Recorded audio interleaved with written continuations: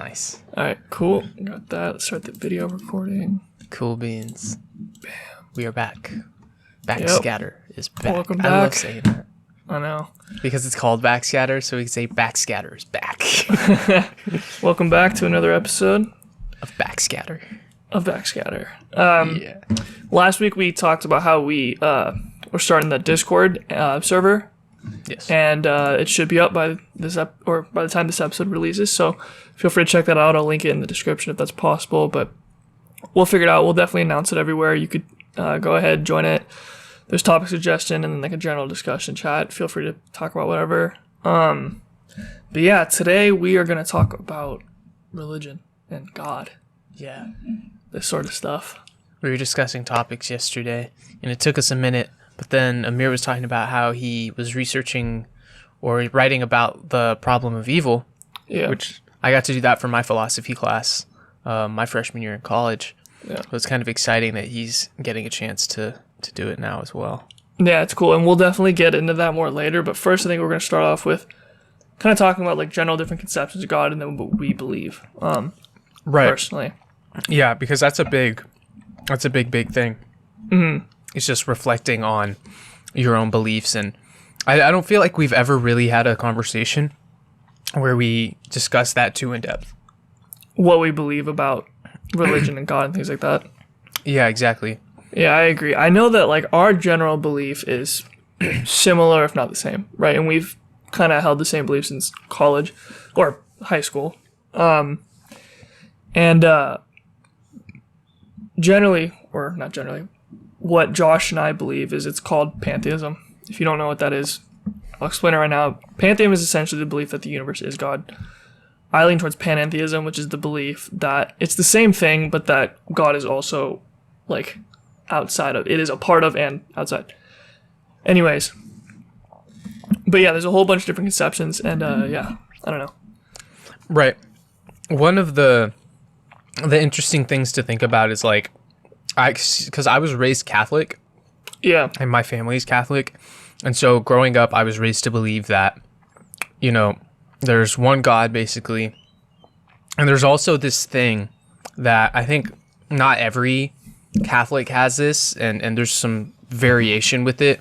But I think it's safe to say that for the most part, Christians and Catholics, because my dad's Christian as well. It's my mom's side that's Catholic, actually. My dad's Christian.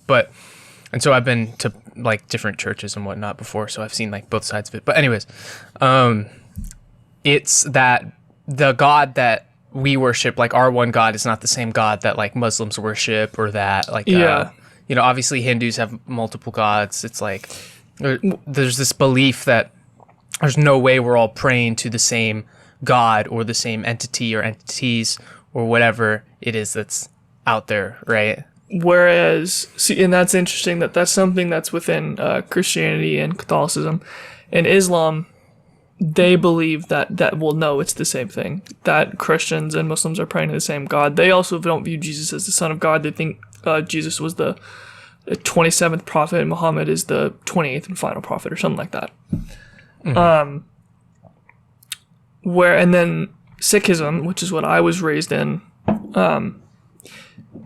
the issue with it is that there's a lot of it's been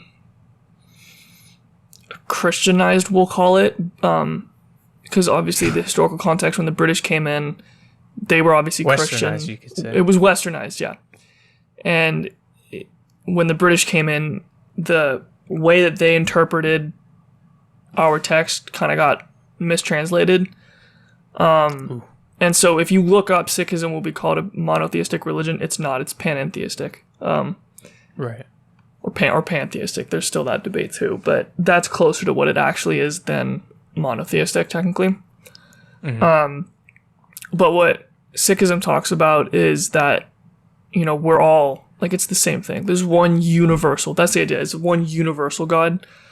And you can call it Allah, you can call it God, you can call it Yahweh, which is the Hebrew word for God, whatever it is. But it's all the same thing, right? That's the belief, that you're all praying to the same thing, and it doesn't really matter what religion you're from, which that's generally, I still believe that to this day, and I think Josh, you would probably agree. You know, I don't think that's one thing. Go ahead.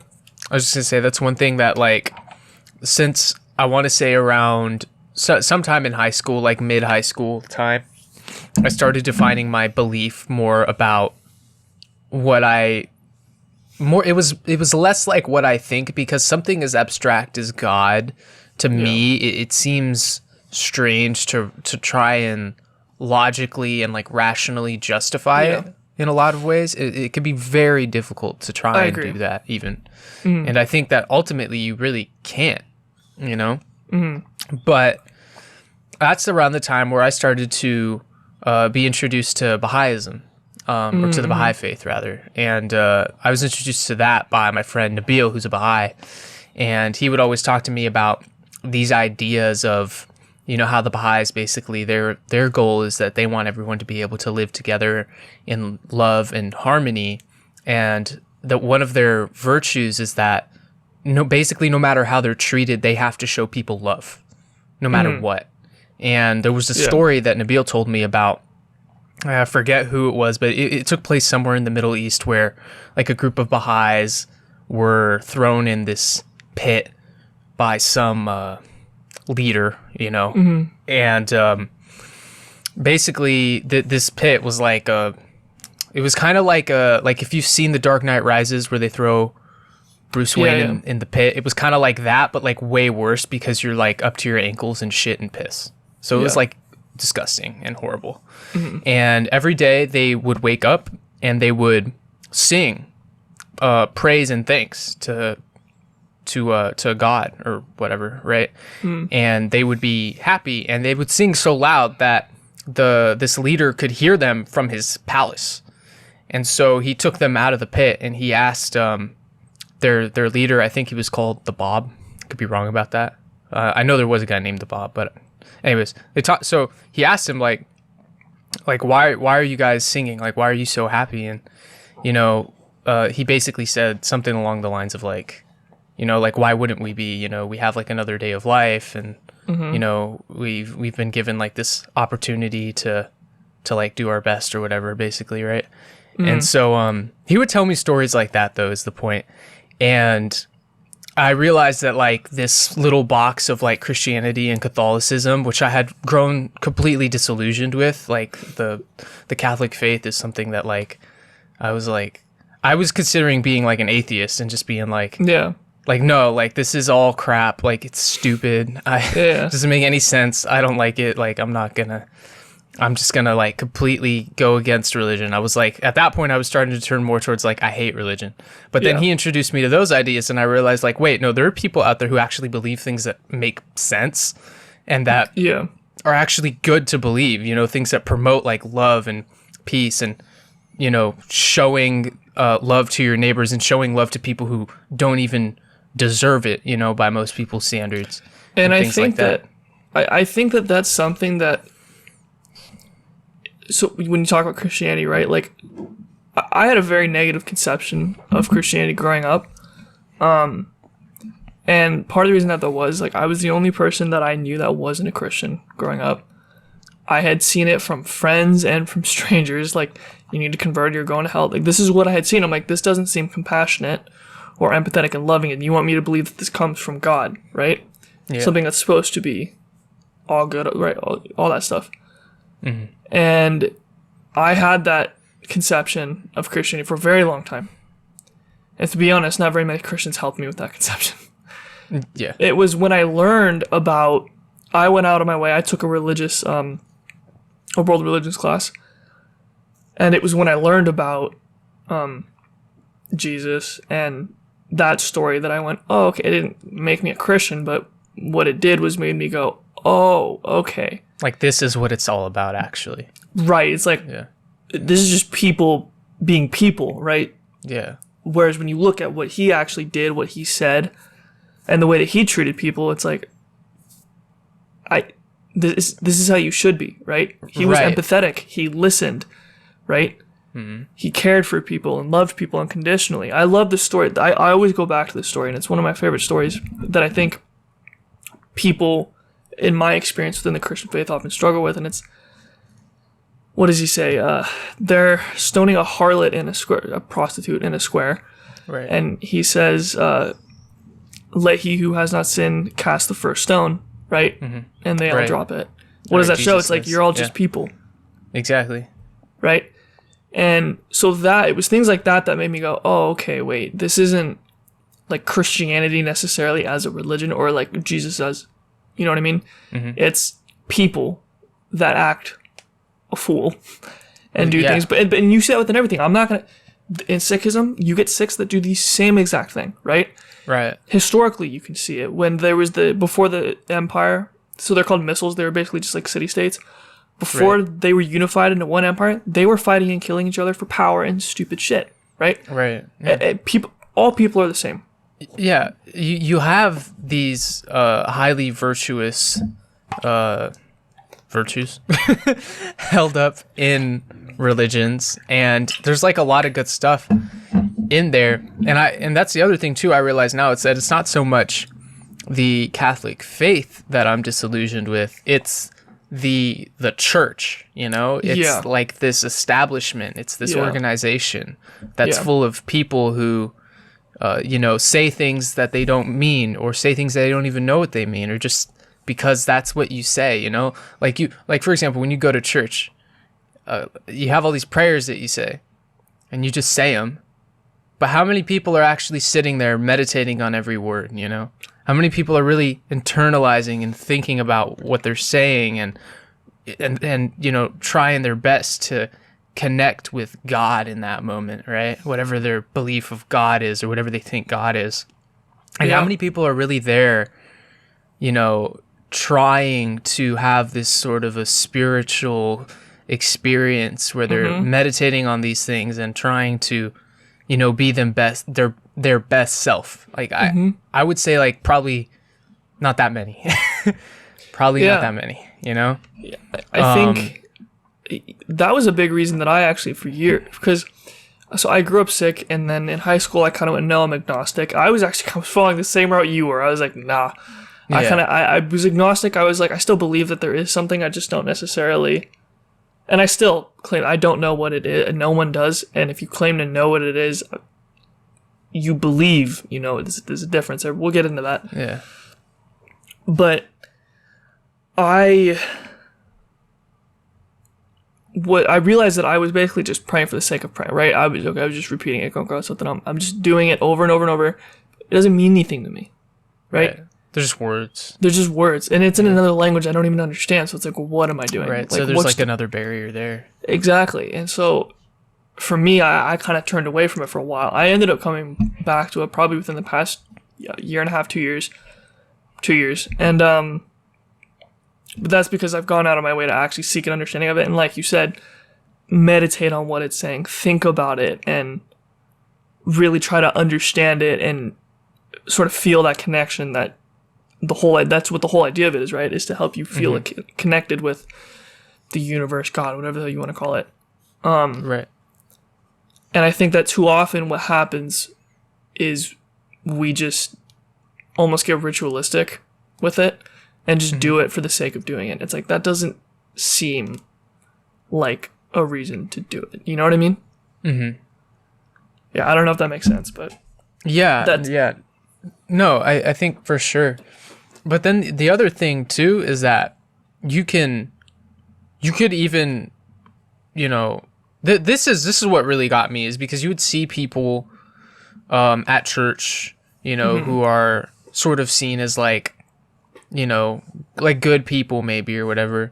Yeah. But then as soon as they walk out of the church, I mean, they're really just the same as every other person, they like, it's like they don't, like, I mean, because, like, obviously we're all people. Like, we're not without our flaws and whatnot. But it's almost like they're not even... It's like why do you even go to church kind of thing, It's like they're not even learning anything or trying or anything, It's like they just go, and then they hold themselves as morally righteous or somehow better than someone who maybe, like, didn't go to church or who isn't Catholic or who doesn't pray or whatever. And it's like that, like, if you're doing it to be righteous, if you're doing it just because, like, you're basically like selfish reasons, you know, pretty much because you're like, well, I want to go to heaven, or, you know, because I do it because like, you know, I don't know, like whatever, you know, but you don't actually implement those things in your life, and you're just not even like, if you can't even like recognize that in fact you are no better than anyone else, and you think that somehow that because you do these things that makes you special, in my mind that just defeats the whole purpose of it. I couldn't agree more, dude.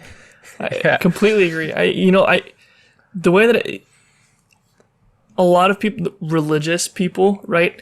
It's like, let me go ahead and sin Monday through Saturday, and then Sunday I'm forgiven. Right? That's almost like the mindset you see that people take, and it's like, okay, but hold on though. That's not the point of this. The point is not to one day out of a week be righteous and think that you are now on some moral high ground. That's not the point of it. The point of what I think the point of religion is to teach you how to be every day, you know, how to teach you how to be a better person all the time. You know what I mean? How to connect with whatever it is all the time, not just on Sundays or whenever. You know what I mean? And I think too often what happens with religion is it almost confines whatever God or the universe is. You know what I mean? It confines what you're trying, it confines the ways in which you can connect. You know what I mean? Does that make sense? Yeah, I think so. So for example, a particular faith may say, this is the only way to do this, right? And there's only this one God, and everything else is BS, right? Right. And you can only do it going, and you have to go to church every Sunday, or whatever it is every Sunday. You're confining it. You know what I mean? You're saying, no, you can only do this, when really, it's like, no. What it more likely is your view is this, when it's really much bigger. You know what I mean? Yeah. I don't know if that made sense, but... Yeah, no. You'll get things like churches too, and this is where I feel like it's kind of all like where you can actually see that it's kind of like bullshit, you know? Because you'll see churches who, you know, because like historically Catholics are known for being the people who are like, you know, gays are bad or whatever. But nowadays, because the narrative is changing around that, you'll have churches who are, you know, like priests will talk differently about that stuff, you know? Yeah, that's true. You know, and they'll say like, we love everyone now, and, you know, we're accepting of people who are gay. And then sometimes there's like contingencies. You'll have some churches nowadays are cropping up where they're like very pro LGBT ... I guess. And then you'll have other churches who are kind of like a normal church, but then if they do talk about it, they're like, well, you know, gay people, like, it's okay to be gay, but like just don't act on those things. Like there's all kinds of different like levels to it, you know? But if you go back like 100 years and you ask some priest, like, is it okay to be gay? Like, I'm betting he's going to be like, no. Like, you can go back 50 years. You can go back 20 years. Yeah, 50. I mean, not even that long ago, yeah. Like you could, there's places today. Churches, yeah, exactly. There are places today where you go and they're like, they'll look at you like, are you having gay, like, these thoughts? Like, we need to, like, cleanse you and you need to pray more and all this. They'll give you all this whole shit and act like being gay is some kind of a disease or something that needs to be, like, prayed away. Or, like, it's some, like, horrible, morally wrong thing. And then there's a whole, like, well, people weren't designed to be like that argument, which has been disproven like so many times. Like, I know it's really it's the whole idea of natural law. It's a really right. There's here real quick. So there's obviously what the church used to do is divine command theory. That doesn't work because you can't verify if someone. The thing about nature is that technically you could say that if something happens, isn't it natural? Because it happened. See, here's the other interesting. So what's unnatural about it? I didn't know this, but one of my friends, he's I want to say something with biology, his major. Anyways, yeah, he was telling me it was like at least 15% or something like that. Whatever the number is, a certain amount of number of it was penguins in particular was the example. Yeah, are homosexual. Yeah. And so it's like it happens in nature. Happens with monkeys So, too. Like bonobos. monkeys. Like That's the plenty one I of, always like to go to. Yeah, bonobos. Yeah, Bonobos. they're the really crazy ones. Yeah. Yeah. But yeah, they almost use sex as like a currency. They do. But whatchamacallit though? We weren't talking about that. We were talking about No. Anyway, other stuff. we'll bring it back. But yeah, but like you were saying though, they'll say, "Oh, it's unnatural, so it's wrong," and it's like, well, that doesn't work. I think the thing with the natural argument, though, I think a lot of times it's just saying that, like, it singles out humans a lot of times, I think. That's, yeah. And, like, when we say unnatural, we really mean that, like, well, humans aren't supposed to do that. Or, like, or, like, saying that something happened because humans did something. Like, if you say, like, deforestation, for example, is unnatural because humans are cutting down trees. Right. But if we're just doing that to, like, because we have, like, paper and we have, like, products and things that we make out of trees, and so in order to continue making those things, we cut down trees. I mean, isn't that just kind of what we do? And say at some point we stop cutting down trees because we find better alternatives and we realize that, like, oh, there are negatives to cutting down all these trees. Mm-hmm. Then wouldn't that just be natural too? Right. It's kind of like, this is just human nature, is it not? Is this not all just human nature? That's true. Playing out. And then you say if it's good or bad or whatever. But I mean, like, our world was a ball of lava at one point in time. Right. That was natural. Right. Is that good? I mean, there was no life at all. Right. So, like, you know, and then it'll probably be like that again. It'll probably just be like eaten by the sun. I mean, not even probably. It will be eaten by the sun one day. Yeah. You know, when the sun dies, it will. That's true. This will all be like fire and it'll just be gone, you know? See, that's the other thing that always gets me with religion, right? Is, to bring it back, is we know and we can prove that certain things happened historically, right? Sure. So when you but fundamentalist literal interpretations of scripture can be, I don't want to say dangerous, but almost foolish, like for lack of a better word. Foolish, disingenuous a lot of times, I think. Because it's like okay, here. I'm going to use this example, but there's probably a bunch, and this is an example that most people know. The story of Adam and Eve, right? Yeah. Okay, we know for a fact that humans have evolved over millions of years, right? Yeah. We weren't just like here all of a sudden. Right. We can prove that. We know that that's what happened. We know that humans evolved. Yeah. If you take a literal interpretation of that Adam and Eve story, okay, the creation story, it doesn't work with what we know at this point in time. Right. Like you can literally look at the fossil library and you can look at all the bones from all our ancestors and you can literally see the transition from one being over time into a human. Yeah. Exactly.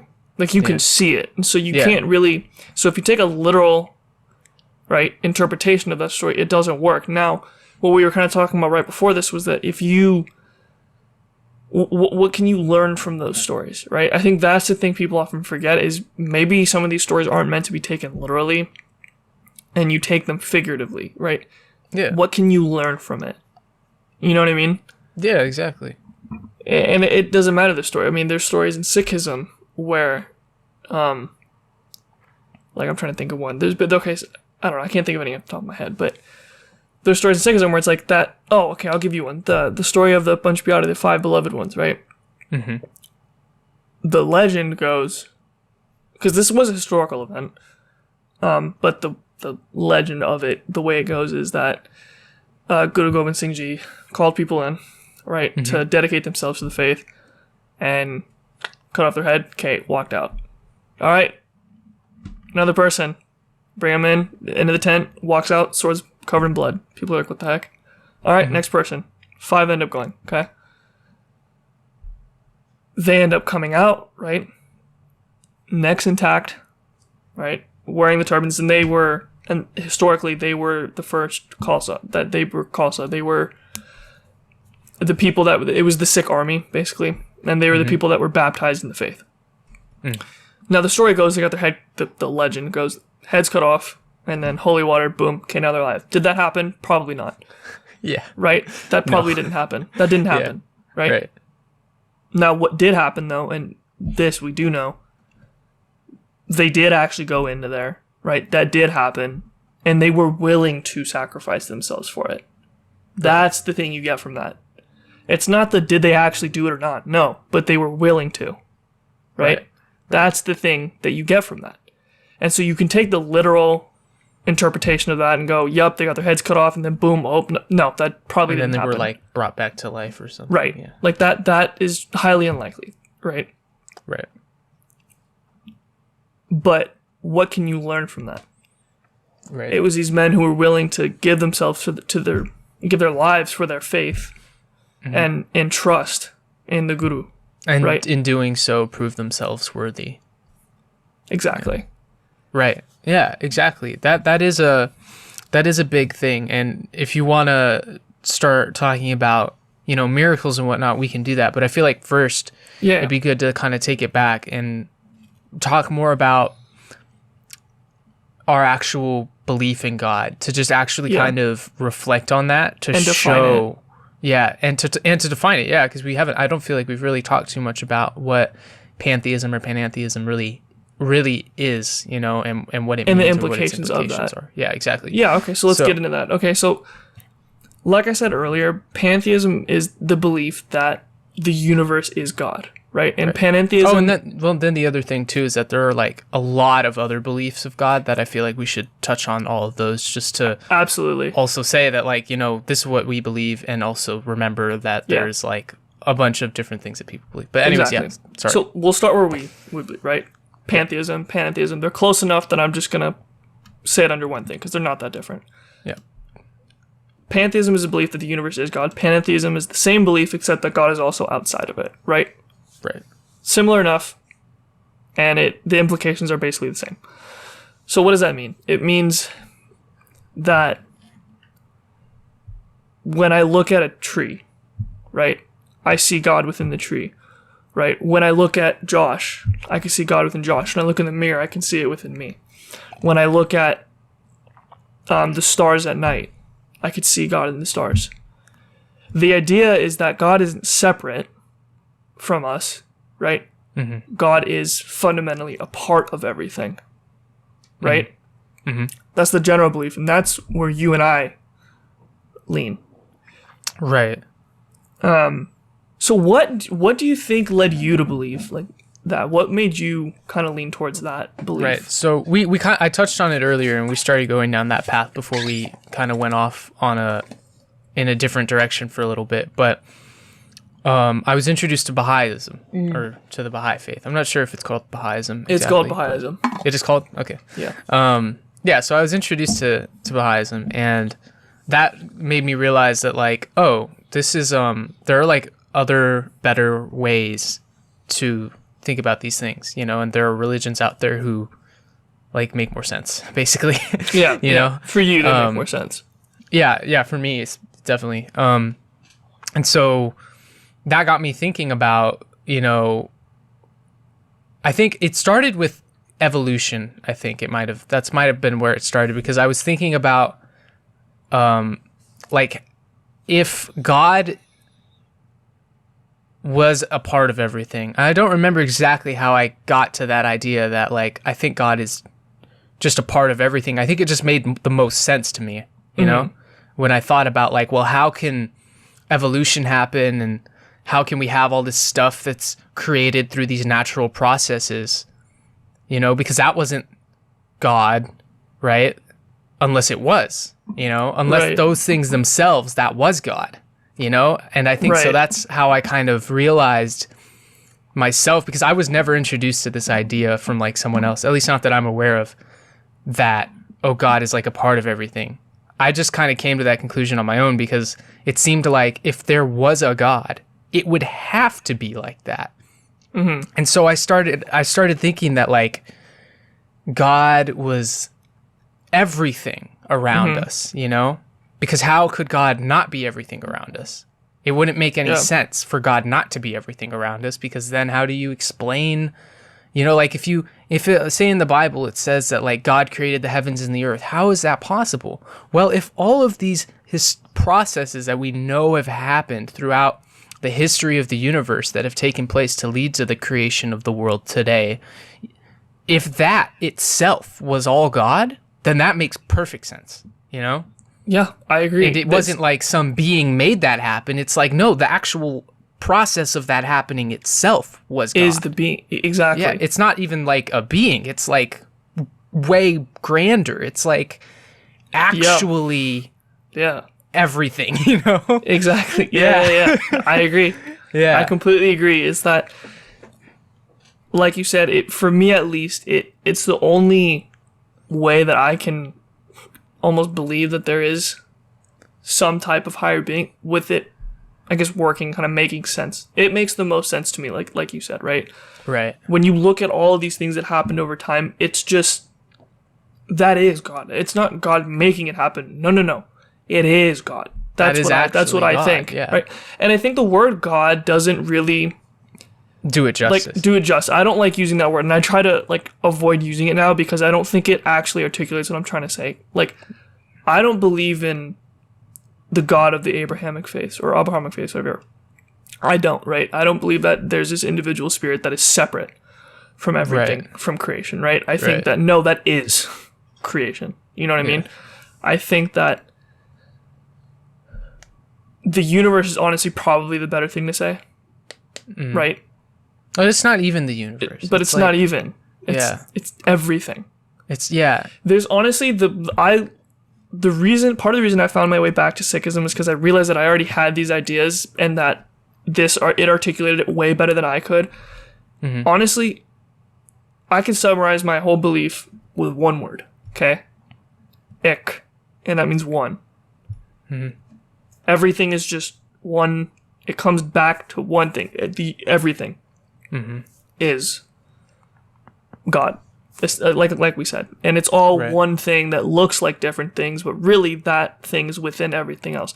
And I think the universe you can use that and it can work better than I think the word God can, because think about it. We are a part of the universe just as much as the universe is a part of us. You know what I mean?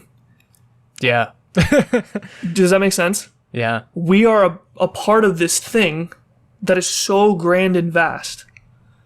You know what I mean? We literally can't even imagine it because we cease to we just become invisible because that's how small we are compared to the whole thing.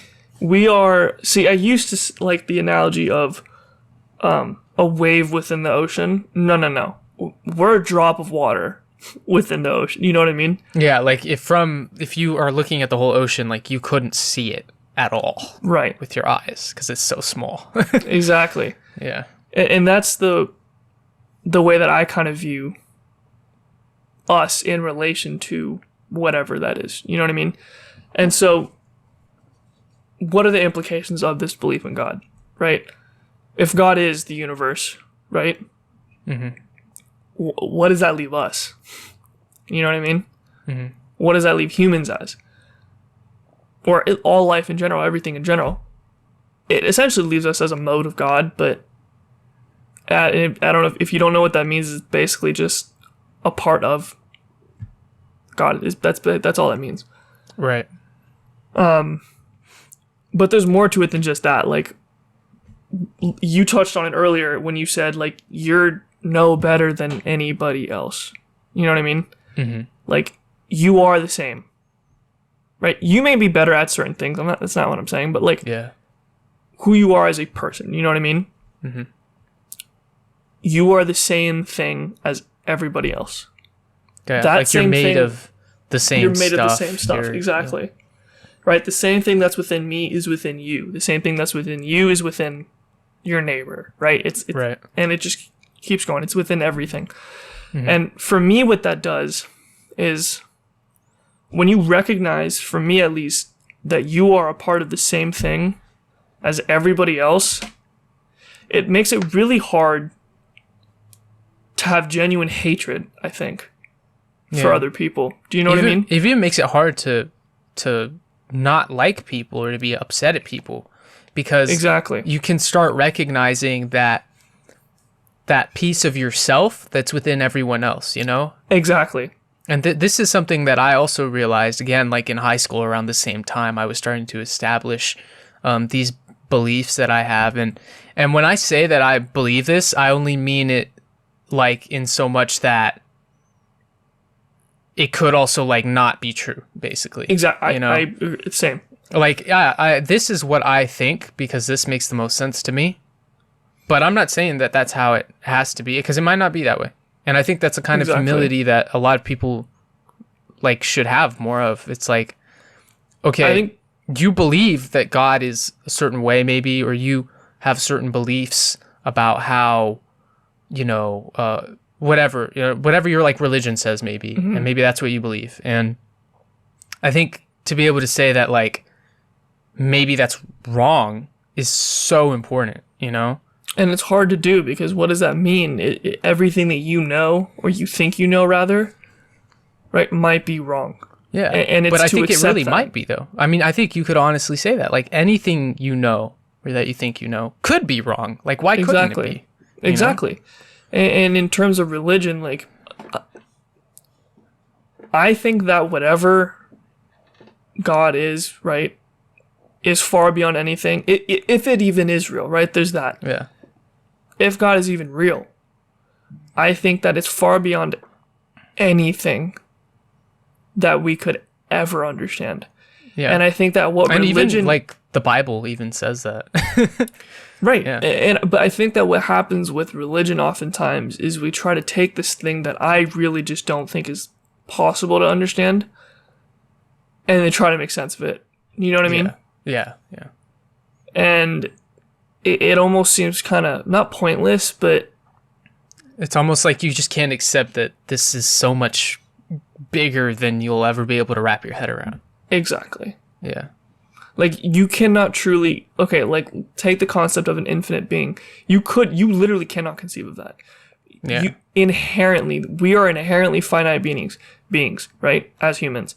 You had a beginning and you are gonna have an end. Everyone does, right? Yeah, like you can't imagine what forever is like because it's forever. Like it, like you'll never see the end of it, so like you can't imagine it. You know, and then think about that. Like, you can't actually even define infinity, right? So, okay, what's infinity? Oh, it's forever. What's forever? It doesn't have an ending. What doesn't have an ending? There's no positive definition of it. If you don't have a positive definition of it, I don't think and I don't know if you know what that means. Like, it's like it just doesn't stop, like, ever. Right, but you're saying does. So when I'm saying positive and then a negative definition of something, like, my definition of finite is that it has a beginning and an end, right? My definition of infinite is that it doesn't have a beginning and it doesn't have an end. Notice how there's literally no word that I can use that actually articulates what forever is aside from the word forever. But even when you try to define forever, when you define it, it's always a negation of finite. Exactly. Yeah. I see what you're saying. Yeah. It's a positive. Does that make negative. sense? Yeah. Exactly. And so it's like we have no positive idea of infinity, right? So you can't even conceive of that. And so instead of trying to pretend like you know what it is, right? Maybe just humble yourself a bit and go, I don't know. And I think that what happens with religion oftentimes, and all religions are guilty of this, Christianity, Sikhism, Islam, and it literally any and every religion is guilty of claiming that we know what this is. You know what I mean? I know that God is the universe. I know that God is an individual and separate entity. I know that there are multiple gods. I know this. I know that. But you don't. Right? Yeah. You believe that, and that's fine. Like, but then they'll say that. Then the other thing too is then, if you question that, and I think you should, absolutely. But a lot of faiths see that as like highly disrespectful, which is like another problem in itself because it doesn't allow for questioning. It doesn't allow for you to say like, does this make sense, or ask like why, too much, because then it's like, well, are you questioning God? Like, right. It becomes like that, and people get defensive, and it's like, well, no, that's not what we're saying, right? Right. And I think that there's this beautiful idea in Islam, and this is going to sound funny, but it's jihad. And it's not what you hear on the news, it's a holy word. That's literally not what it means. And I've explained it before, I think on the old podcast. I don't know if I have on this one. Brief explanation, there's greater and lesser. Greater is the battle of your faith within yourself. That's what I'm going to focus on.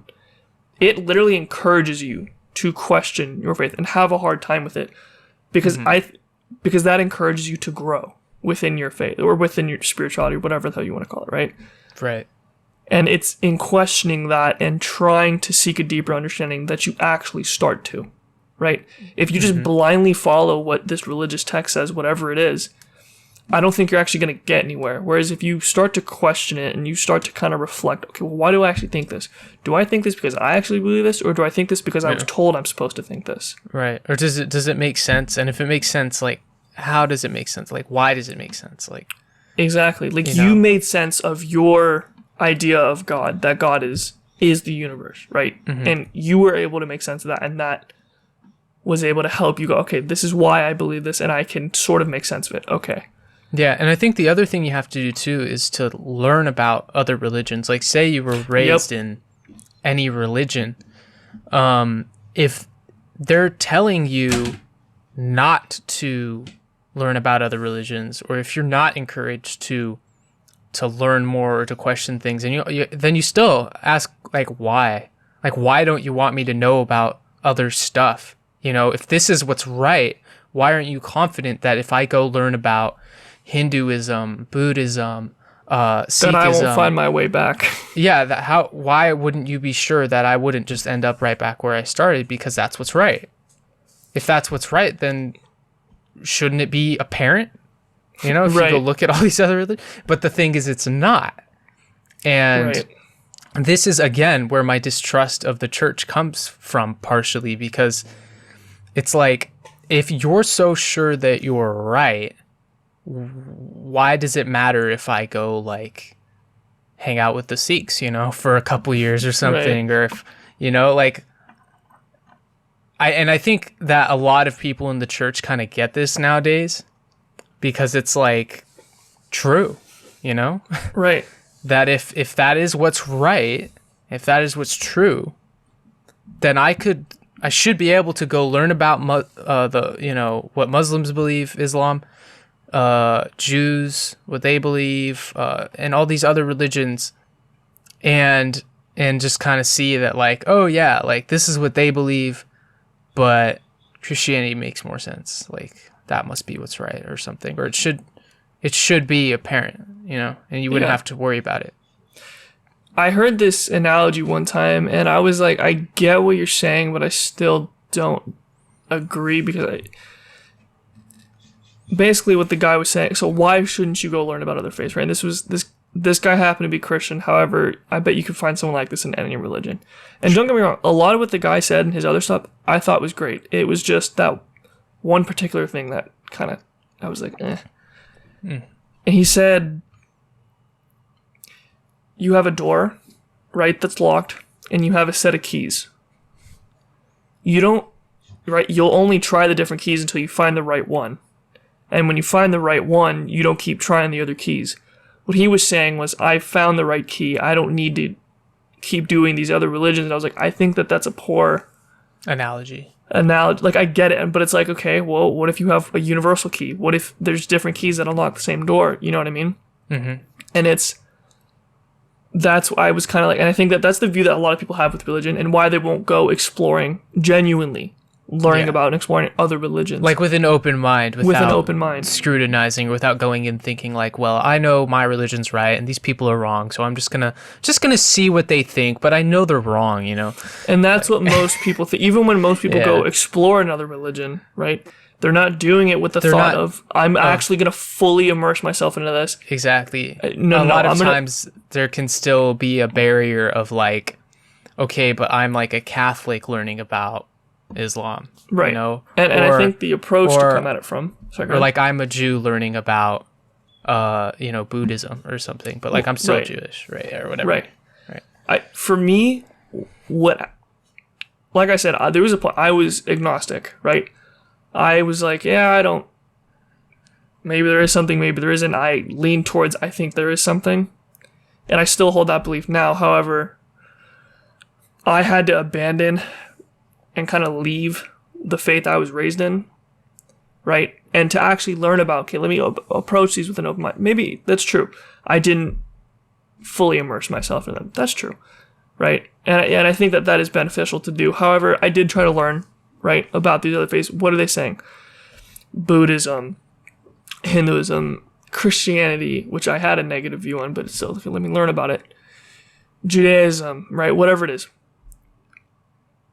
For me, what happened was I did learn, right, about different religions, and I even studied Sikhism, right? Once I was like, no, I'm not a Sikh anymore, I looked at it from an outside view. Like, let me look at this from, like, just what is it saying? And then I quickly realized, I didn't actually know what being a Sikh meant growing up, right? I didn't know anything. I quickly realized that it was like, the faith that I thought I was raised in isn't actually what I thought about the faith I was raised in wasn't accurate, right? The beliefs and conceptions that I had wasn't accurate to what it actually says. And once I started to realize that, I went, oh. And that, for me, that's how I found my way back to it, right?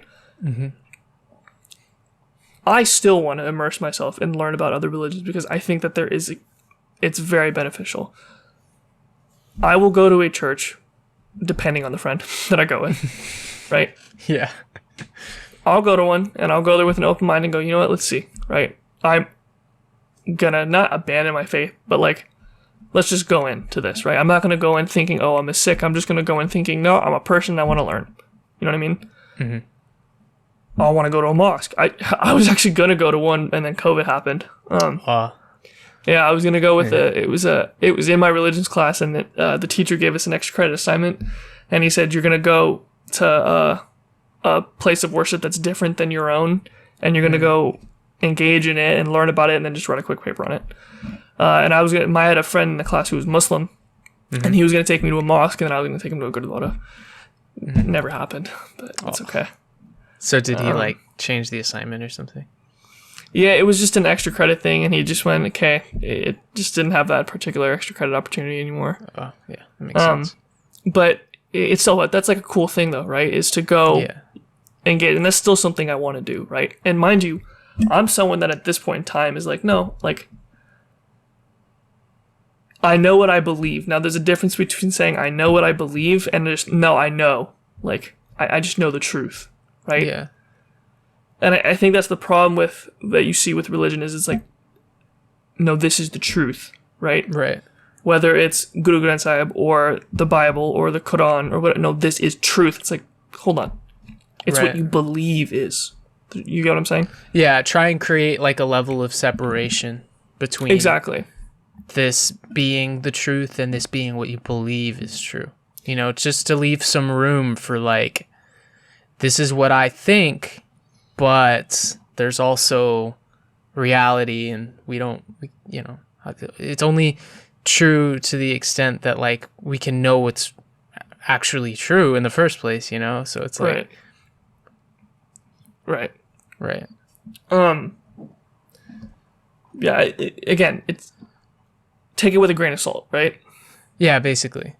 I think that kind of sums up is like take it with a grain of salt, and I'm not saying to always 24/7 question what you believe within your faith, or within your spiritual beliefs, whatever.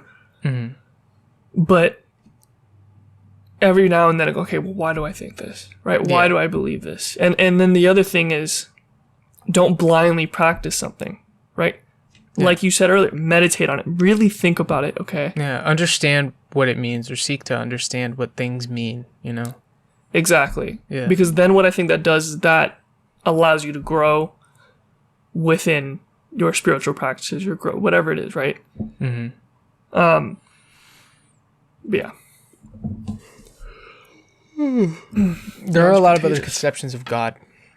There are lots of other conceptions of God. There are a lot of other ideas of God. Yeah. And I think we should get into them. Yeah, so that's what we believe, right? Yes. But like with how I was raised, I was actually taught that God is... No, I don't remember it being that God was like a spirit, although I do know that is a Christian belief. But I can recall it being like, there is this one God and we pray to him, and it's always him too, for some reason. I know. But it's like we pray to God, and it was never an idea that was really explored too much, I feel like, you know, when I was growing up in the Catholic faith. Mm-hmm. And I think probably the best that people could say a lot of times was like, well, God is, like, if you ask, like, what is God? Like, who is he or something, you know? Is the best people could do a lot of times is like, well, God, you know, God is like God. God is greater than us and is sort of like this grander being, I guess, for lack of a better word, right? And it was never really explored a whole lot. Mm-hmm.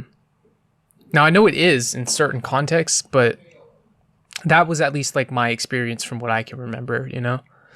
And, yeah, no. But you're writing a paper on the problem of evil. Yeah. Which deals with, I think, at least a couple different conceptions of God, doesn't it? The primary one yeah, that's true, but the primary one it focuses on is within the context of Christianity and Judaism, Judeo-Christian. And the reason that is, I should preface, is because a lot of the philosophy that we read comes out of Europe, and what is Europe primarily? Christian or Catholic. Christian, yeah. And so the problem of evil basically says, can God be all good, all knowing, and all powerful? There are lots of different solutions to this.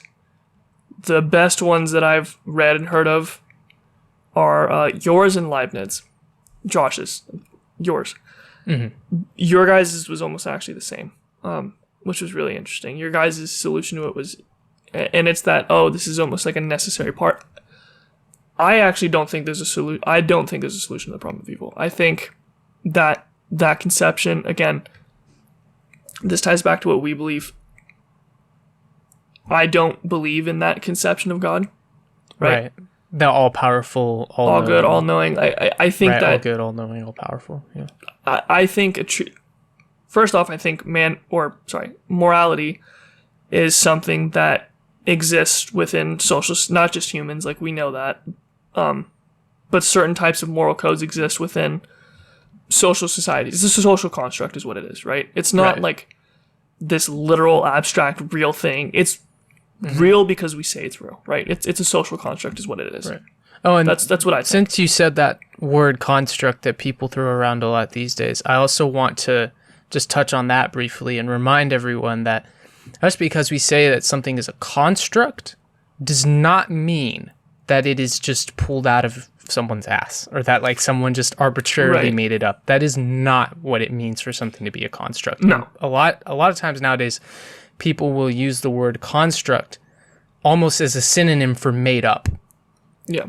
And made up in an arbitrary manner specifically. And in so much to say is that it doesn't matter, which is not true. And that is not what construct means. And I'm not exactly. Yeah. And I take the same idea with morality. I think it's a social construct. However, I think it's an important one. I think it's a necessary one. This is something that developed over time for a lot of different reasons. It's not like someone just made this up. Yeah. And it's not just in humans. You see this in, my teacher pointed this out to me because I accidentally created a false dichotomy in one of my papers. And my teacher pointed out, he said, well, actually, no, it's not just limited to people. You see any social society having almost unspoken, agreed upon rules that they all sort of follow. And when someone breaks those unspoken rules, there's usually some type of pushback. Right. There's a reason they may literally be made up, but there's nothing arbitrary about them. And it's not like someone just sat down and made them up. Like they developed over time. There's a reason that they exist. Exactly. Anyways, so now that we've defined what we think, or at least what I think morality is, and I think that that's something you would generally agree on. Mm-hmm. We can get into that another time, but for the sake of this conversation, morality is something that exists amongst social societies, social creatures, in this instance, humans. Mm-hmm. And we use this thing that we have made up over time and created to define something that supposedly created the universe. that has existed for all time, and it's like these ideas of like what good is, and right. Yeah. Anyways, so back to the problem of evil. I don't necessarily think that there's a solution to it. And all right. I think we should touch on the premises real quick though too. Yeah. Because the problem of evil, it literally the premises is that if it's basically like, why is there evil if God is, this is the question, is like, if God is all good, all knowing, and all powerful, why does evil exist? Right. And usually the argument goes something along the lines of like, if evil exists and God is all good, all knowing, and all powerful, either he isn't all good, he isn't all powerful, or he isn't all knowing, omniscient. Yeah. So that is specifically how the argument tends to go. Am I correct? Yeah. Right. Basically. And the best solution to the problem of evil is that the way Leibniz put it was this. There is let's say God has a general will and a particular will, right? God's general will may be to create more good for all life, but in order for that to happen, something bad has to happen, right? So God's particular will is to will evil, right? In order for the good thing to happen in the long term. Essentially, God's a utilitarian. Right. If you don't know what utilitarian is, that's just what is good is what brings the most amount of happiness to the most amount of people. That's There's the also simplest the way to argument define of free will too, which we should touch on. We should touch on that, but I don't think that you can solve the problem of evil. I think that there are solutions to it, but I don't think they completely work. Because at what point is this just too much? The example that Voltaire gives is I don't remember which earthquake it was, but it was a massive earthquake. Why is that necessary? Why does that have to happen, right? At what point is it just too much? Right. You know what I mean? At what point are these things that are evil, right? Just, like, why does it have to happen? What good comes out of this? And as my teacher pointed out to me, he gave me a good example, and I was like, just because you create a good outcome, let's say that does hold true, right? That the whole idea of that these bad things have to happen for something good to happen. Okay, let's say that's true.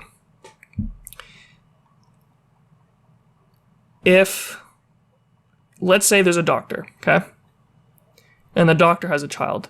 And let's say I have this deadly disease, and I go, and I inject the child with this deadly disease, right? That there's not enough research on this, right? There's no cure, no vaccine, no nothing. And I inject this child with this deadly disease in hopes that the father will create a cure for it, right? Yeah. Well, let's say that he does create a cure, okay? But let's say the kid died. Well, even if the kid lived, is the suffering that I inflicted upon that child, does that make me all good? Even though the outcome is good, did I do a good thing? Right. No, I inflicted unnecessary suffering upon an innocent being. Right? It seems like that's wrong. Right. Right? And so, it's like, just because you create a good outcome, do the means justify the end? Right? Right. I would say probably not. And so again, it's like, at what point is causing suffering just too much? Even if you create a good outcome, at what point is it just like, how can something be all good? Right? That's the problem, is they say all good, not just kind of good, all good. And that's the problem. Is when you say all good, it becomes really hard to back that up. If you say good, if you just say good, right? Like generally good. Generally good, then that solution works perfectly, right? Yeah. When you say all good, you're like 100%. Right, you're completely benevolent. It's like, that doesn't work then, because you just inflicted unnecessary suffering. I think one of the big things is that the way I look at and did at the time when I wrote my paper on it, the problem of evil, is that it, like when we say like, or like when the problem of evil talks about all good and all knowing and all powerful God, I look at those points and I see like if say like a God is all good, like my first thing would be like all good according to who, I agree. Like what, like it's all about like what that actually means, and so you can literally create an entire analysis or a whole argument that's just based around like each of those points, just basically attacking the argument of evil on the premise that how you define what all good is inadequate, right, or incorrect in some way, right? Because you're putting it in the human box, basically. Humans think these things are good for these reasons or whatever, but if God is all good, then maybe that what we think is good and bad isn't actually good and bad, It's just good and bad relative to other things, Like if people die, it must be bad, right? Like, no. I agree. I think that the reason I often try to avoid attributing morality to when talking about God, okay, a tsunami, right? Let's say a tsunami happens and then it kills a bunch of people. I'm not going to say, I'm going to say that the outcome was bad relative to what, right? Like that was a bad thing that happened. But do you say the tsunami is evil, or is it just something that just is? Right. The outcome isn't great, right? But is the tsunami somehow this evil thing? Right. You know what I mean? Yeah. It's just a tsunami. If a meteor hits the earth and wipes out all life, is the meteor evil? Like, no. It just is. Just is, yeah. And if you view God as the universe, right? That's not good or bad, it just is. Right? Right. That's the way that I kind of look at it. It's not even like moral. Like it literally just there's nothing moral about it. It just is. Yeah. Yeah. Right? There's nothing, don't even attribute morality to it. It just is.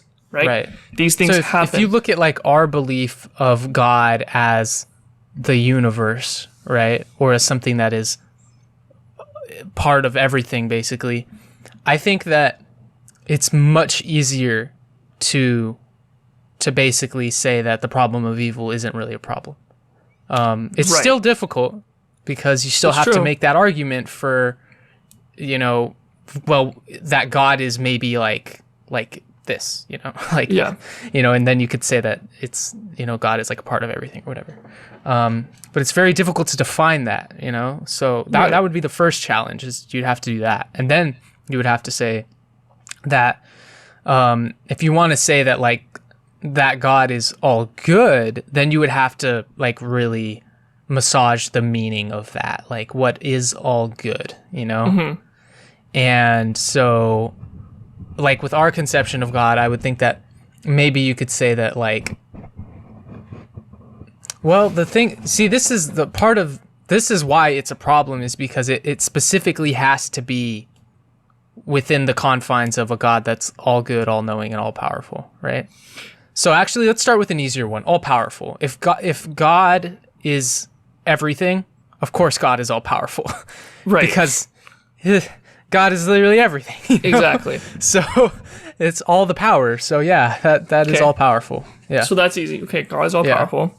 A part of everything that, of course, that whatever that is would be all knowing, because it's literally everything. So right. That's not a problem. So then the biggest problem, it seems like, that we have is all good. Right. And that one's hard. Yeah. That's a hard one, right? That's the hard one. And again, the way that I do this is I just avoid attributing morality to God, and I just go, it just is. Right. But if you were to, though, if you want to solve the problem of evil, you have to solve that all good part. And the way you solve that, see, here's the thing. Then I think at that point it becomes the same problem that, it's the same problem within Christianity, right? You have to solve that all good thing, right? I think that's hard. The big problem is that it's like what I said earlier. It's good to who, basically. It's relative, right? So if you just think about like the creation of the universe, was that good? Or was it bad, or was it just... If a star is born, is that good? If like a star blows up explodes and dies, because that's how they die, they explode. Is that good? So. Right. Yeah. Like, what is it good for? Like, if you took humans out of the equation, right? I think this is a good kind of a mental exercise to do, to try and think about this without some of the more complicated aspects of it. Is you just take humans out of the equation. You just think about like the universe. Right. You have all these elements, at like extremely high temperatures, just scattered, and cold temperatures, and all kinds of different extreme situations, and you have like black holes and stuff. Right. It's like an infinite gravity well or whatever. It's like, if you try and say, if you ask, is this good or not? It's like, it doesn't even make sense. It's like, no, it doesn't. There's nothing to hold it relative to. And that's what it seems like we always do when we say something's good or not. We're always also kind of silently saying who it's good or not good for, Exactly. And so in that sense, I would say that like, that is a good approach to say that like, well, it doesn't really make sense to attribute morality to that, because if that's God, then like, how could you attribute any moral element to that? It seems like we bring the whole moral element, That's what I think. Yeah. So again, I just think that if you take humans out of the equation, everything looks like super different, I think it does. Yeah. One of the other things the issues that I had with the problem of evil is that, especially when you look at the solution that Leibniz gives, that the whole idea of the general and particular will, and that certain things have to happen for this good thing to happen. It's like, couldn't an all-powerful being just do whatever it wanted? If it's truly all-powerful, right? Why does it need a general and particular will when it could just do whatever it wants? You know what I mean? Mm-hmm. This is within the context of the Christian, or the Judeo-Christian conception of God. Right. Because the easy way to fix that would be to say like, well, what do you mean wants? Like, what if it doesn't want? Right. Right. But let's just say that that's right within that context. Why does an all-powerful being need that? It doesn't. It doesn't make sense. You know what I mean? It should just be able to do whatever. You know what I mean? Mm-hmm. And if it can just do, like, this is bad. Oh, there's a tsunami? Let's just stop it. It's like, okay, that doesn't... What I find more interesting, though, is that, say you have this all-powerful, all-knowing being, why would it care about humans at all? That's a good point. Why would it... how does it even make sense for it to have feelings? Because, like, it wouldn't. Not in the sense that humans have feelings, right? Because our feelings are largely a byproduct of our physical body, Like, when we feel things, like, we can feel them in places, and this is because of, like, our nervous system and like, other complicated biology stuff that I don't really understand, but that's mostly what it is. It's like, your body firing signals and your brain firing signals, and hormones are released in the body, and neurotransmitters are sent places and whatnot. I don't know. I'm not a biology expert, but you know what I'm saying, right? Yeah. And it's like, that is a large part of what creates the human experience. It's like our physical body, right? So I mean, that gets into another issue, which is like, if humans have souls, what is a soul then? Because so much of what we are is our physical body. So if you take away all of our physical body, what's left? What is us? And I think an answer that kind of makes sense to me, at least, is, well, maybe that's that part of God. That part of God that is everything. That's what I would agree with you. Right. So like, maybe that's what it is. And maybe like, when a body dies and decomposes, that's just us becoming one with everything again, but in like a physical, visible way, Right. Like, as we decompose, like, we're eaten by fungus and all this other organisms, and changed, our body matter changes states, chemically speaking, and all kinds of different processes happen, right? Mm-hmm. And so it's like, well, maybe that is literally like, because, like, in the Bible even, it says, in death, that some people believe like you go to heaven or you go to hell or whatever. But if you think about us actually just becoming one with God, because it says in the Bible, like, you'll be with God, you'll want for nothing, you'll everything will be like perfect. Well, I think that actually makes sense if you think about that when we die, we literally, one. Yeah, like that's I mean that's the same idea in Sikhism that you see is that in Sikhism they talk about the idea of reincarnation, which I don't know. I'm not going to say I know, but what I am going to say is this: is I do believe the idea of becoming one with God, right? Sure. And I think you did a good job of explaining how, like, physically, like, you literally become a part of the earth. Yeah. Right. And, like you said, if you take away this physical body, what's left? What is me, right? Mm-hmm.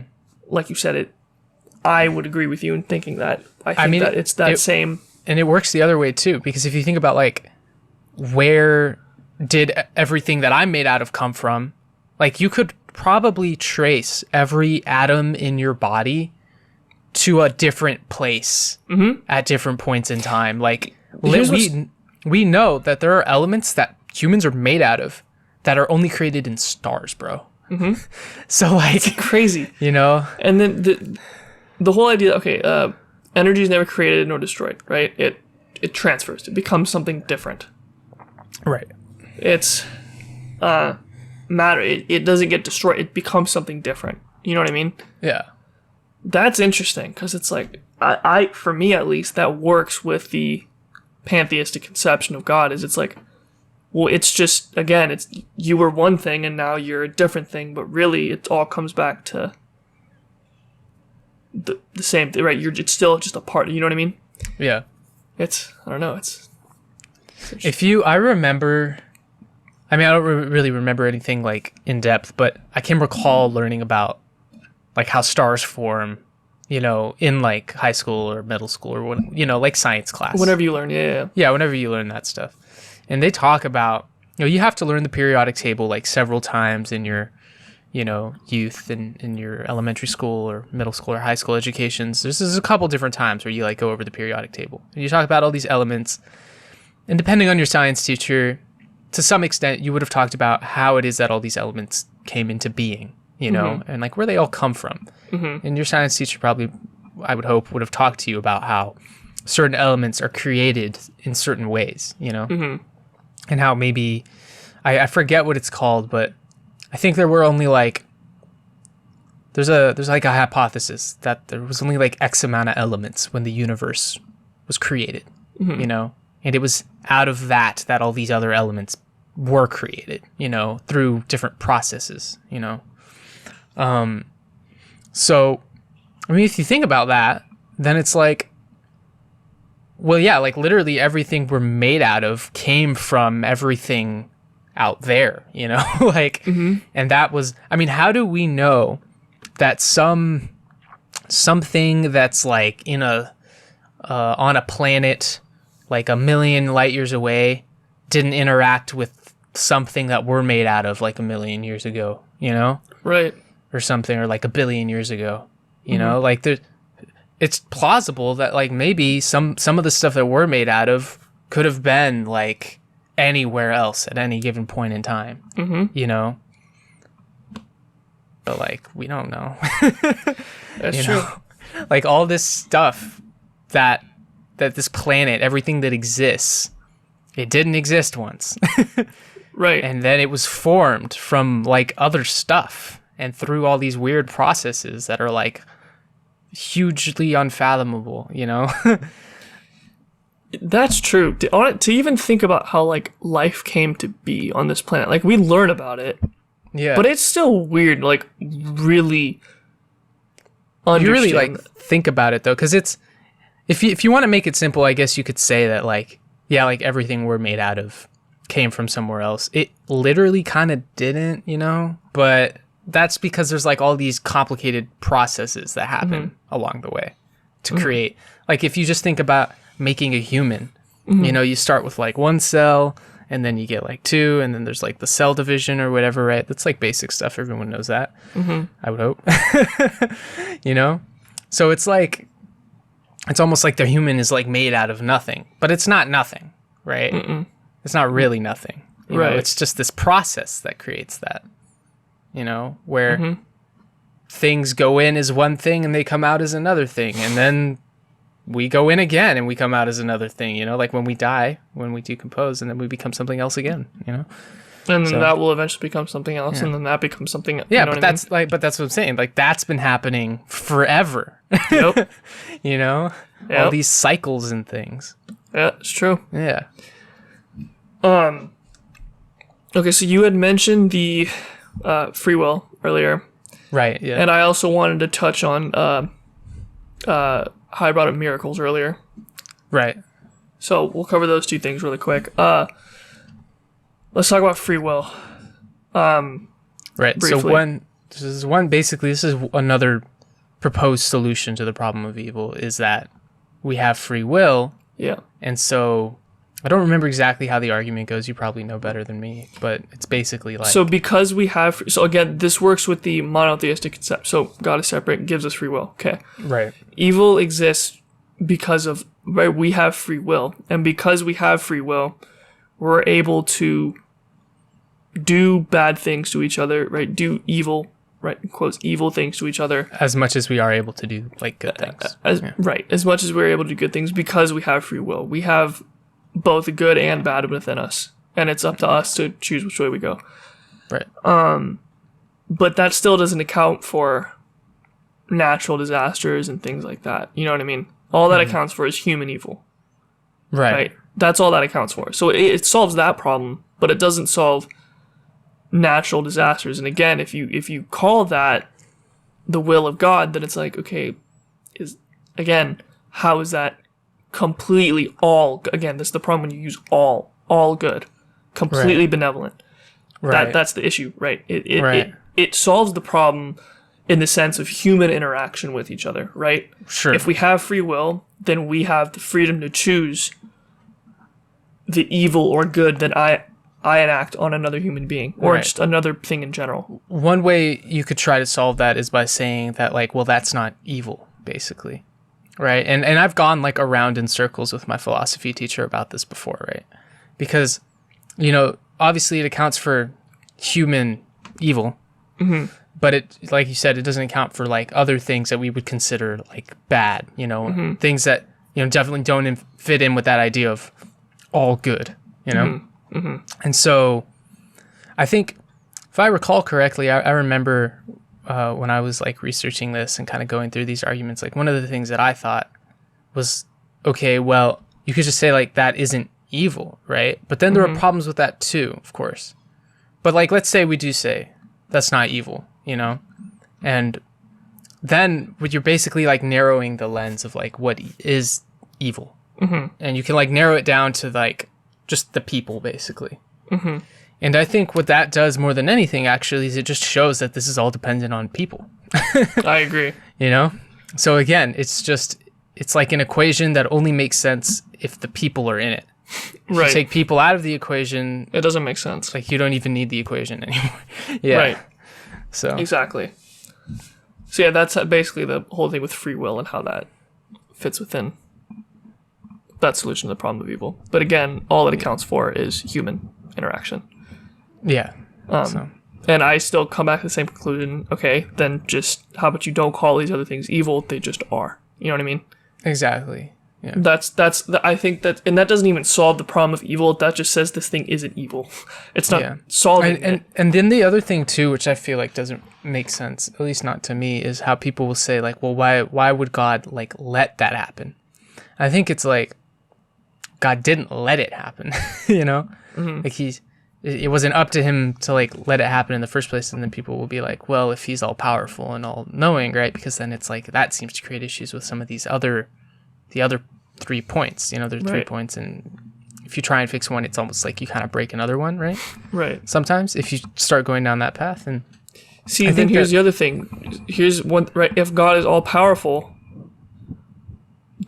then you can't really say that it wasn't like Like he should be able to like, or the God, whatever God is, should be able to like take care of it. Like that shouldn't be a problem. If God is all powerful, why does God need to let these bad things happen? Right. So it seems unnecessary. Again, like the when you have to fix, I think, is the all good. If you can't fix the all good, because you like it's pretty easy to figure out, all powerful, all knowing. But if you want to say all good, then that's have hard. To exactly. And I said at the beginning, I don't think there's an actual solution to it. I don't think that there is. Right. I think the solution is that there is no problem. Right. That's what I think. That's what I would say is that there is no problem. There is no problem of evil. Yeah. I just don't think it. And I would agree with that too. Actually, that like the problem of evil isn't a problem. Actually, I think that's what my paper was called. The problem of evil isn't a problem. It was something like that. It was like the problem of evil. It was like the problem of evil is no problem at all, or something like that. Exactly. Yeah. So that's what I think, right? Yeah. I don't know. It's interesting. So I wanted to touch on real quick before we finish up. We were talking about since we're on the topic of religion, we might as well talk about it. Sure. I was reading about miracles last week. I don't know. Philosophy is a weird major. We read about weird shit. Random stuff. Yeah. We were talking about that and the implications and the problems that it creates with religion, basically. Mm-hmm. Essentially, it's the idea that we'll just use Christianity because we've been doing it this whole time, and I'm just going to keep doing it because it's easy. Yeah.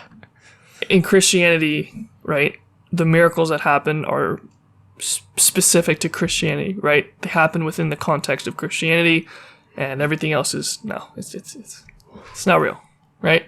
Mm-hmm. It's BS. Mm-hmm. If that is true, then that means everything else that everybody else claimed has been a miracle of God, right, simply never happened, right? Mm. And if it's true within Islam, right, then that means everything else is wrong. And if it happened in Buddhism, then that means everything else is wrong. So more likely, what actually happened is this. I'm going to delve a little bit into psychology. You can have false memories. You can remember something that never happened, right? And I think a lot of people have heard about that, false memories. Basically, if you're told that something happened over and over and over again, you're told, yeah, you remember when this happened, and you keep doing that over and over, guess what? This person's they are going to remember it. Like, it's literally going to be a memory. It's not a real memory, but it will be an actual memory within their head. It just didn't actually happen. More likely, that's what miracles are. Is that a literal miracle didn't happen? Kind of like we talked about earlier with the whole... It's not... you can't take it literally. Exactly. Yeah. It's like, this probably didn't happen, right? Something happened. Something happened, and it eventually gets misconstrued, and then you get this story of, yeah, they got their heads cut off and then holy water on their neck, and no, they're fine. Like, that didn't happen, exactly. Right? Like the story earlier, yeah. Like, that's the example that I'm going to use an example from Sikhism, right? But there's plenty that you can use from other religions. But it seems far more likely that instead of a miracle actually happening, that no, it's just something happened and then it gets misconstrued over time, and that's how you get these literal fundamentalist interpretations of religious scripture. But yeah, I just wanted to mention that because that kind of ties into what we were talking about earlier. It is interesting because there was a recent miracle, it's called, right? And there's a video or like a documentary about it, and it was a Catholic miracle, and it was basically, I think, if I remember correctly, there was basically a woman who doubted, we could say, and she went to take the Eucharist, which is the bread that's been consecrated, and she bit into it, and it bled, right? And so this whole documentary is about basically proving that actually happened. And it analyzes the blood, and they're like, it matches up with, like, the blood of someone who they basically try and show that it's like Jesus's blood, right? And they say they date it and all this stuff, right? And it's like, if that actually happened, like, how do you explain that? You know, you can't. Yeah. There's no here's what it means, right? If that actually happened, yeah, then that means every other religion is wrong. But that doesn't really make sense. But that doesn't make sense. Right. That seems unlikely. So then the question is, if it wasn't actually a miracle, if the lady didn't bite into the, you know, body of Christ and it didn't bleed, then what is all that evidence that they have, basically? You pretty much have to say it's fake. Right? It's against the idea of a false memory, or you can fabricate things. No, but right, you can fabricate things, right? You can fabricate things, and what does that become then? So sure, maybe it's not the whole, you tell someone, oh, this happened. It's not necessarily the same exact idea, but similar enough where it's like, well, maybe it either, one, didn't happen, the whole story's made up, or it did happen, and... Well, we know it happened. We know that because there are witnesses, and right, in the church who are there when this happened. They interview all these people. You have the body, you know, the bread, and the blood, and all of that. It's all there, right? So something happened, you know. But was it exactly that? Right, but was it? Did the body of Christ actually bleed? Right, that's the again seems far more likely that it. And I'm not trying to like disrespect anybody or anybody's religion. Right. Like, I'm not trying to like disrespect. Like if someone that was a Sikh said something like that happened, I'd go, probably not. But did it? Like, I would say that with literally anything. Like, it's like, I'm not just trying to be a dick and attack Christianity. Like, that's not what we're doing. But it seems, okay, between these two, what seems more likely, right? That someone bit into bread and it bled, or that, right? And if that's true, then every other religion's wrong. Or is it more likely that, no, these are stories. They're not reality. They're stories that you hear that, oh, well, this happened. Right. I got to be honest with you. I'm going to question this evidence within this documentary. Right. I wish I could recall it too, because we watched it in, you know, like church classes I took. No shocker there. Okay, see, now I'm really going to question the validity of it. Yeah. Now that you said that, like, I'm really going to question the validity of that. Yeah, so, like, this was, like, a documentary they showed us, because they have to, like, prove that these things are real somehow, right? So... It seems like a good way to convince kids. You take a... Well, I was, like, 13 at the time or something. There's confirmation classes is what they're called. It's for when you're confirmed. Yeah. And I'm not going to explain what that all is right now. But... Yeah, no. Yeah, so we're like sitting there, and in one class one day, like the teacher puts on this video, you know, and he's like, I want you guys to watch this or whatever. And it's this video about this thing that happened, like, at the time it would have been like 10 years ago, or maybe like 8 or 9 even. It's about 20 years ago at this point. Yeah, but the point is very recent, you know, They have videos, they can make a documentary about it, you know, when it happens. And so it's like, I don't know, like, are you saying that this was staged by the church? You know, to try and like show that no, miracles really do happen, you know.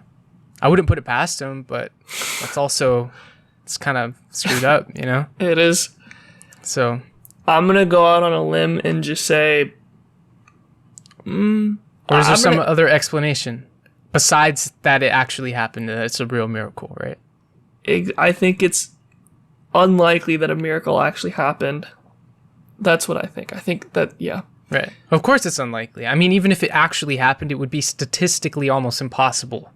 Yeah. Yeah. Even if it did happen. Here's the other thing, too. Like, some things that someone might call a miracle, it's like, well, that's not really a miracle. It's just highly improbable that this thing happens. It's just... Right. But, like, it could still happen. Yeah. And then, even if it did, like, how do you explain it? You know? In what sense did it happen? You know? Right. Yeah, because like, obviously... How does it get misconstrued? Does it get... Yeah. Like, something happened, but how... How did it happen? How did it happen? What exactly was it that happened? Was it actually a piece of bread bleeding? Right? That's the question. Probably not, but Or like, who knows? even if you want to go back, you can look at something that we'll never be able to prove or disprove. And it's like the Jesus turning water into wine thing, you know? Yeah, again, And that people seems... will try to explain, like, how did that happen, you know? There's a story in Sikhism about it's like a dried up well or something, and then Guru Nanak knows. He's like, okay, like this person's whatever. Long story short, lifts up a rock. Oh, look, there's water. That's probably didn't happen, but like, it's still again. Maybe you did. Maybe you found the groundwater, bro. Again, see, that's another way you can explain it, right? It's like maybe he just knew it was there and was like, I'm gonna wait to show you this until you be like, oh, by the way. Yeah, to make it look like super crazy. Right, you never know, but yeah. Moses in the burning bush is one that we actually do have a reasonable explanation for, right? And it's basically that he was smoking DMT. That's basically the explanation. And that honestly makes the most sense. Yeah. Because people that have done that haven't they talked about seeing something similar? Exactly. That's part of it. And then, you know, it's like this thing, you're hearing the voice of God speak to you from this burning bush. It lines up with the way it's described. It could line up with a lot of DMT experiences, right? And then what was the bush? Well, it was an acacia bush. You know what? The acacia bush is very rich in DMT. So, you know, it's like... And it was a burning bush, so... Yeah, and it was like a burning bush, so I'm like, maybe they like burned a bush or something, but right. And then accident, and then, oh, what the... And then maybe like tripped on. I don't know. Right? It's like, yeah. Maybe, that's probably not exactly what happened. No. But, you know, if you want to try and figure out what it is that did happen, then that's like one hypothesis that kind of makes a little bit more sense than, no, this bush just spontaneously caught on fire and the voice of God spoke to him through the bush, you know? Yeah. It's like, maybe you were on drugs. That's also, again, is there historical evidence that Moses was even real? I know there's historical evidence that, like, Jesus was. I don't know if there's historical evidence that Moses was, because he was Ramses' brother, and obviously Ramses is a real person. We know that he was a pharaoh. We know that. This is why I wish the Library of Alexandria didn't burn to the ground, because I feel like there was a book in there that would have written about that time period and would have been able to like read about Ramses' brother and like who he was. I'm sure we know as much as we could know that Moses was real. I'm sure we do at this point. We have as much evidence as we can at the as much as we could know. I'm sure that we do. But the other interesting thing is that Moses would have been trained, and this is something that Graham Hancock talks about because he's actually studied, you know, Egyptology a bit. Yeah. But basically the Egyptian pharaohs, they would have been trained in like Egyptian magic. And they would have been trained as magicians, basically. And so Moses, being an Egyptian prince, would have been trained in Egyptian magic. And the other thing that we know about the Egyptians is that they were very much more in tune with things than we are nowadays. They used substances like psychedelic substances. Like, we actually have evidence of this. And so we know that they use these things for different purposes, you know, in order to have visions or to communicate with the gods or whatever have you, right? Yeah, I think that's interesting, and I think Graham Hancock, like, he's interesting. He also has some out there ideas that I'm like, that seems unlikely, but sure. Like that the pyramids were it was telekinesis. That was one. It's like that one gets me. How about no? It's like, for such a smart guy, that one was quite out there. But anyways, yeah. But I think it's hard too, especially when you're him, because you have things that when you're starting off, they look like they're out there, but then they're true, you know? That's true. That's like, true. The pyramids even being 10,000 years older than we initially thought. That's what's a trip. Yeah. To me. They're like, way long or older than we thought they were. Older, yeah. And it's like nobody thought that could ever be a thing, but the it turns Sphinx out... is even older than we thought it was. Exactly. Not by a little bit. Yeah. Yeah. But yeah, so I feel like we've generally wrapped up the point, though. Yeah, we've covered what we wanted to cover. We'll get into whatever we get into next time. We can get into this next time. Yeah, we can get into other stuff on the next episode of Backscatter. Yeah. Yes. But yeah, thank you everyone for listening. We appreciate it. The Discord should be up with this episode, so feel free to check it out. We'd appreciate it. Yep. Tell your friends and family about the Backscatter podcast with Josh and Amir. Yeah. And we still need to do a official goodbye on Life with Josh and Amir. Yeah. Yeah, we will be doing that. Yeah. Yeah. Alrighty. Well, thank you everyone for listening. We appreciate it, and we will see you on the next episode Of Backscatter.